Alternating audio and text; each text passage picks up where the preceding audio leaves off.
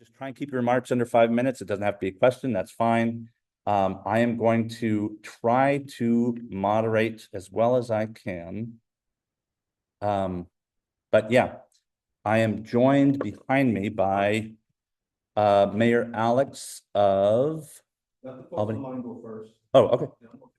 Okay. Eric or Karina, I'll give you the floor first if you'd like.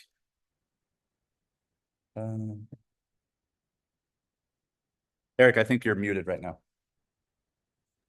Do you have anything, Karina? I just have a question. It's more about, I told Logan, I'm here to learn about this issue. I'm not very versed on it. Obviously, you guys are the experts in it. I'm relatively new to the office. I'm still kind of trying to learn a lot of this thing. So, first of all, thank you for having me here and going through that presentation. It was really helpful. I took a lot of notes. And hi, Alex. Hi, Mayor Johnson. I'll bring that back to our staff and talk to our DC policy people. I would be very interested in getting a copy of that letter so that way we know what has been sent in the past. I'm sure that we could find it, but I think that it's just easier if we just email it to our office. So that way, if, one of the steps that we do take is, also ask for, require an answer from the, FBI or anything like that, similar to that, we kind of know what's been said in the past, and we can be like, hey, that we know that the House sent you something, you never responded, what's up? Obviously not in those words. So yeah, that would be really helpful. And yeah, I don't have anything right now. I'm just kind of trying to process everything. Obviously, we're more than happy to engage in this further. And I will try to make the next meeting as well, so I can learn about some of the other issues you guys are working on, but I know that this is a priority for the senator. And so with that, I'm just going to let Eric make his comments or questions, and if I come up with one, I'll raise my hand. I have a couple of questions. Well, actually, when you send the slides in the letter, can you kind of put in a top 3 or top 5 things we can do for you? Like, if you get everything you want from the senator's office, what would you like to see? So if you could just put that in there, just bottom line up front, I would like to see you do A, B, C, D, and E, so that's something that we can forward to DC so that we can conversate with them about what we can do and what we can't do. So that'll be something. But I do have some questions. And it just so happens I just had this conversation the other day about whether or not this was a law, whether or not military members were a protected class, and we are, military members, service members are. It just doesn't get enforced in the manner in which it should. So it's a blessing for me to be in this particular meeting. But I do have a couple of questions, and I'll keep it. I'll go as fast as I can. Has this been run across the desk of the Secretary of Defense, the Chief of Staff, or the Sergeant Major of the Army? No. No? Have you thought about getting them in on this and something that they could look at and getting them in on this? Yeah, I can see that. I know Austin and George personally, and I can't say what they would or wouldn't do, but I know that I think General George would. This is something that he could easily get behind, and I think that having their position and their rank behind this, I think would be a good thing. If you send, I'm sorry, go ahead. I was the 116th and 117th was when I was in Maryland, Mm-hmm. and I did speak not as in-depth enough with the House and Senate Armed Forces Committee people. Mm-hmm. I did, but I do recognize it as a clear issue of readiness. If someone like the Cincinnati guy, he had to be witness protected for a certain amount of time. Like, he's not going to deploy if he's under witness protection. So it's a clear, overlap, but I haven't personally. I can tell you personally, I know that Colonel George would be interested because one of his company commanders was targeted when we were at Fort Campbell. So so he would if you send him an email with this information or whoever, CC me on it. I can't say for sure because I don't want to speak for him, but I think he would be he would definitely be interested in it. That's Colonel Randy George. The And only, I think General Austin as well. Or I guess he's not General Austin anymore. oh man, I lost I started running down like a journalist trying to find out information. One of the guys I did talk to that Travis Martin threatened, Aaron Carter, he was in Hawaii at Schofield at the time. He said, we get this stuff all the time and we send it up. And that's what he did. So we know it's a problem, but there's no name for it. Military's like, oh, this sucks. It just sucks to be a vet, or it sucks to be a soldier. I'm going to suck it up and drive on. But like, that leaves the door open for the next guy to also get the same thing. And so I think one of the things maybe is like, yeah, maybe putting something out, DA or DOD, like, for 15 years, maybe you've seen something like this, please report it. Don't report it to DOD, report it to FBI. Because there's a very fine distinction. It says it in the law. Service members are not subject. If a service member attacks another service member, that's under UCMJ. So it's a very important thing. And, service members are all protected and veterans only for 5 years. But yeah, I imagine they would have a lot of interest in making sure this gets addressed. Yeah, it's something that CID can investigate, and then JAG can enforce, as far as active duty personnel. Yeah. But then, that's just something, and, as the trickle happens and it kind of goes out, it happens with active duty personnel, usually gets filtered out to veterans, so if we start there, it might actually, the little drop in a pool might wave out to be something a lot bigger that pulls everybody in and all the boats rise up. Formalizing, what does that look like? Formalizing, you use the term formalize, and I was trying to conceptualize what that would look like. What does that look like to formalize?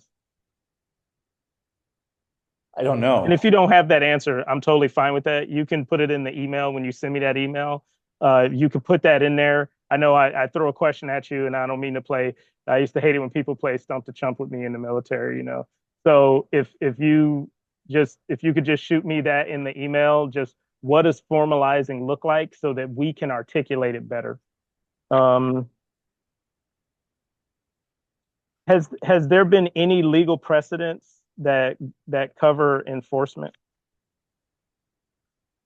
I only know this through employment, but if so I know of the Administrative Procedures Act to hold executive agencies liable for not enforcing.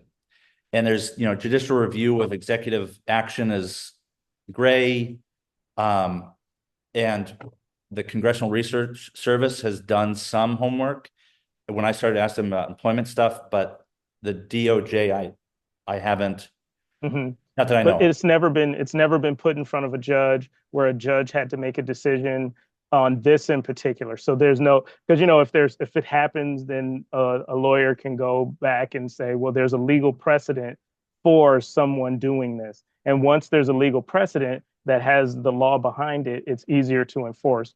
So sometimes they will, or someone will present something to the Supreme Court just so that it creates a precedent to make it easier to enforce later, if you know what I mean. You know what I mean? So that would be something to get an example case and get a lawyer behind it to do it, and then just so that it can now be considered a precedent. So getting a legal precedent makes it easier to enforce later.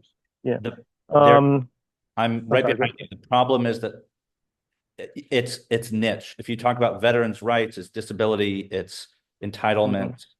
ACLU, NAACP, Legal Defense Fund, I've tried them, but they Dorsett at LBCC, he got an invite. I would imagine they'd be the ones to try and bring an action under 14th Amendment. It hasn't happened.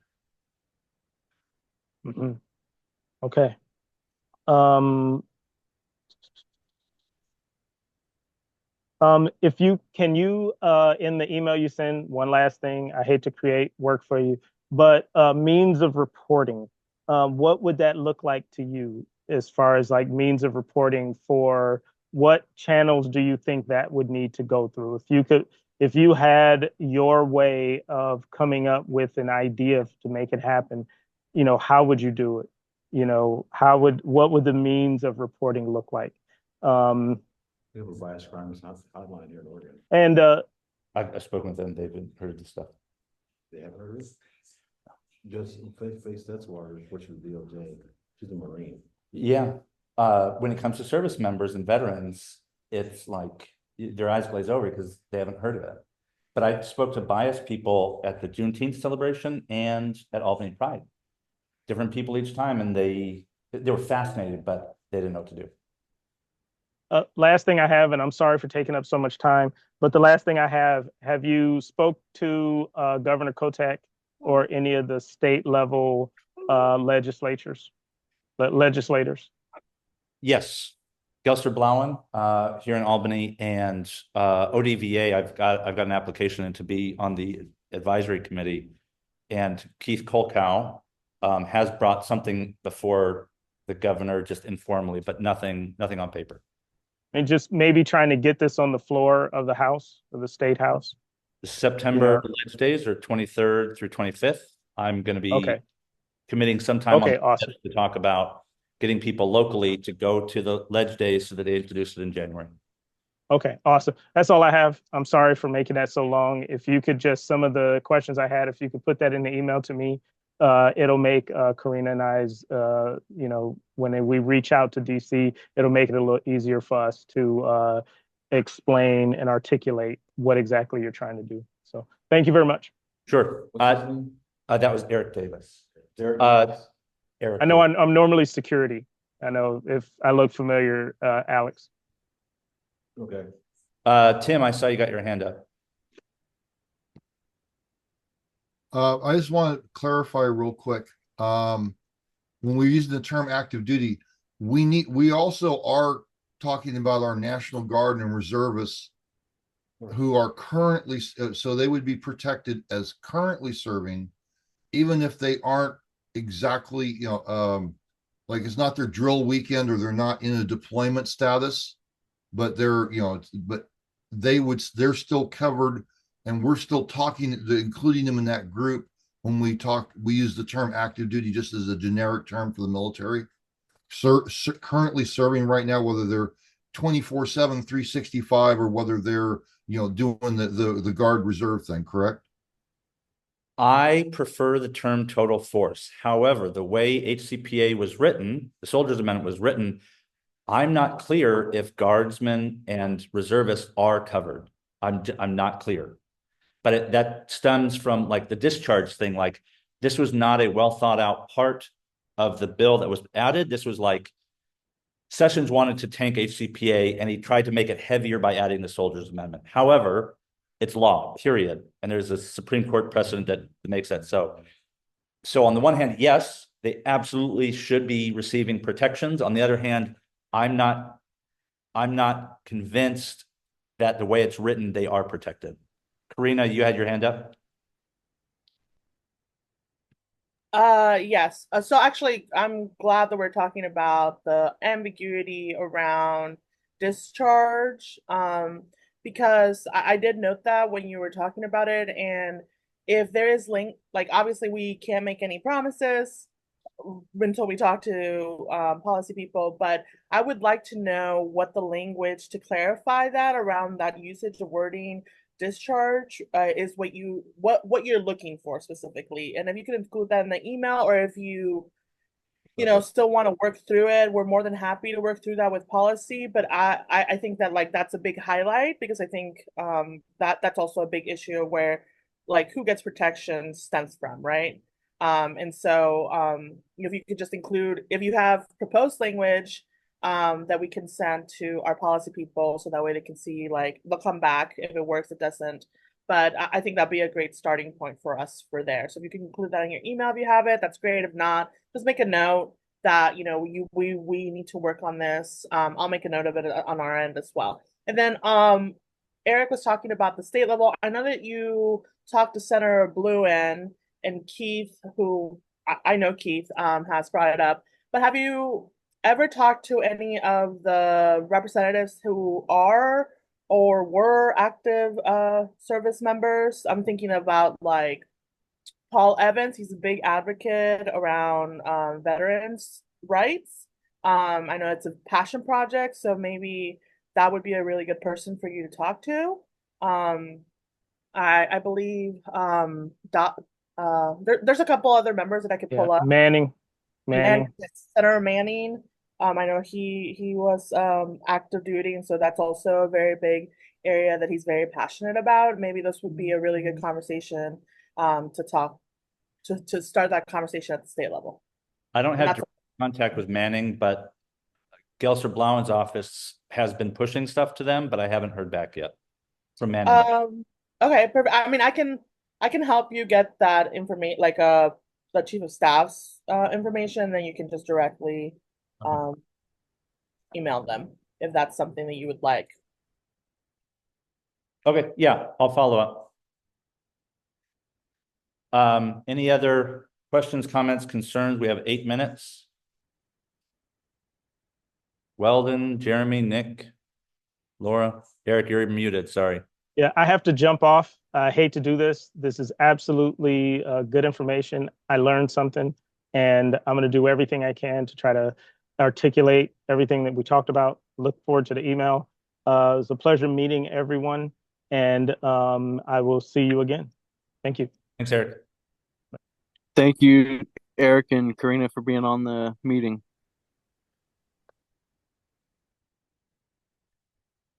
Any last minute alibis from anybody else? Thank you. I see some Tim just put something in the chat. The reason I bring this up is grants for veterans usually only apply for those who serve full-time or had combat deployment.